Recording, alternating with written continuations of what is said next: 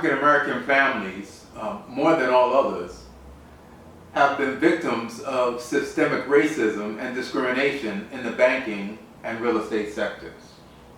They've made home ownership for African Americans almost impossible. And when possible, they're set up to fail. What effect has that had?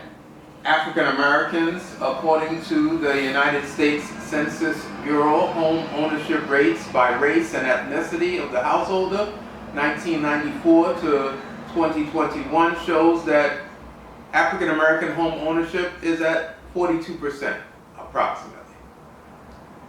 But looking at their white counterparts, home ownership rates for white Americans is at 72%.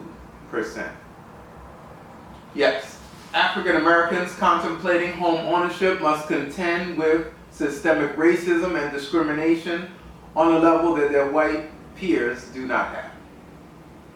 The racial capitalist attitude of the housing and banking sectors has set up even your local banker, the mortgage lender, your real estate conglomerates, realtors, investors, even appraisers. They're all in on it. They are all complicit in their racial commodification of the African American.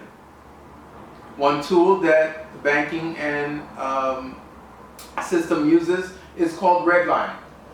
Redlining says, well, we're not going to give you a mortgage because you live literally within the red lines that they've drawn on a map. Mostly low-income African-American neighborhoods, so you do not qualify for a loan. It's high risk. Another tool they use to commodify blackness is reverse redlining.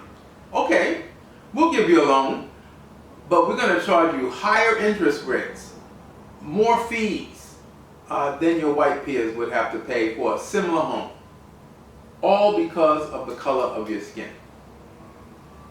The belief that African Americans are too lazy to own a home. They don't own a home because they're poor. They don't work hard enough. They're not ambitious. They don't want to embark on a road to home ownership because it's too difficult. All lies. The only part of it that's true is that we're poor. We make less than our white peers. That's a fact.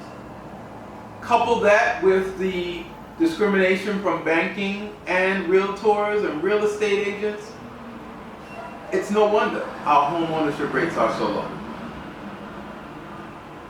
In order for this to change, there must be a collaborative effort on the part of these bad actors in real estate and banking to make amends. Since they're the ones who are complicit in engaging in systemic racism against African Americans, they are the ones responsible to make us whole again. They can do so by working closely with the federal, state, and local governments, policymakers. They too bear a heavy burden because they have allowed this discrimination to go on these many years. Since the 1930s, this practice of redlining and reverse redlining has been in place. They need to pool their massive resources that we helped them to build, increasing funding for down payment and closing costs, making this available to any African American family who seeks to own their own home. This is just one way that these bad actors can eradicate the large housing ownership gap that exists between African Americans and their white counterparts.